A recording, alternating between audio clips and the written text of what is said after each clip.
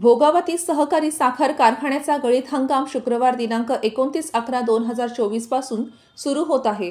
पण नुकत्याच झालेल्या विधानसभेच्या निवडणुकीचे आणि त्याच्या निकालांचे दुष्परिणाम कारखान्याच्या गळीत हंगामावर प्रादुर्भाव करतील अशी परिस्थिती निर्माण होत आहे। राज्यात सत्ता बदलाच्या वाऱ्यामुळे कारखाना कार्यक्षेत्रात सत्ताधाऱ्यांविरोधात अफवा पसरण्याचं काम सुरू असल्याचं निदर्शनास आलं आहे, असं संचालक मंडळाकडून सांगण्यात आलं। कारखाना कुणाला तरी चालवायला देण्याची प्रक्रिया सुरू आहे अशी अफवा विरोधकांकडून पसरवली जात आहे। त्यासाठी कारखान्याचे चेअरमन प्राध्यापक शिवाजीराव आनंदराव पाटील, व्हाईस चेअरमन राजेंद्र कवडे आणि संचालक मंडळाने पत्रकार परिषद घेऊन यासंबंधीचा खुलासा केला।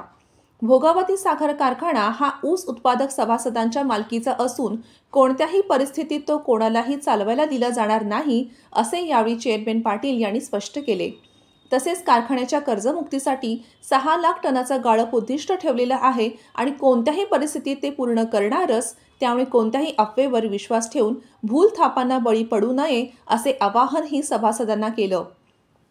कारखान्यावर जे कर्ज आहे त्यामुळे वर्षाकाठी फेरफारीचा होणारा खर्च टाळण्यासाठी आम्ही एका नवीन फायनान्सरकडून कारखान्याला अगदी कमी व्याजदराने कर्ज मिळवण्याच्या प्रयत्नात आहोत, जेणेकरून त्यामधून कारखाना लवकर कर्जमुक्त होईल असे प्रयत्न सुरू आहेत। पण या सर्व गोष्टींचा विपर्यास करून विरोधकांकडून कारखाना बंद पाडण्यासाठीच प्रयत्न सुरू असल्याचं दिसतंय, हे दुर्दैव आहे, असा उल्लेखही चेअरमन पाटील यांनी बोलताना केला। अगोदरच कारखान्याचा गळीत हंगाम महिनाभर लांबलेला आहे, त्यात अशा अफवांमुळे कारखान्याच्या उत्पादनावर परिणाम होऊन कारखान्याचे नुकसान अर्थात सभासदांचंच नुकसान होणार आहे। भोगावती साखर कारखान्यावर कर्मचारी सभासदांची हजारो कुटुंबे अवलंबून आहेत, त्यामुळे हजारो संसार फुलवणारा हा कारखाना सभासदांच्या मालकीचाच राहील अशी स्पष्टोक्ती संचालक मंडळाकडून केली आहे। म्हणूनच अफवांचं खंडन करण्यासाठी संचालक मंडळाने तातडीची पत्रकार परिषद घेऊन हा खुलासा केला आहे।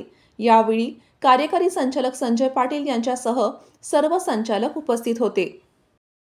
अशाच नवीन अपडेट्स आणि आपल्या भागातील बातम्यांसाठी या चॅनलला लाईक करा, शेअर करा आणि सबस्क्राइब करा।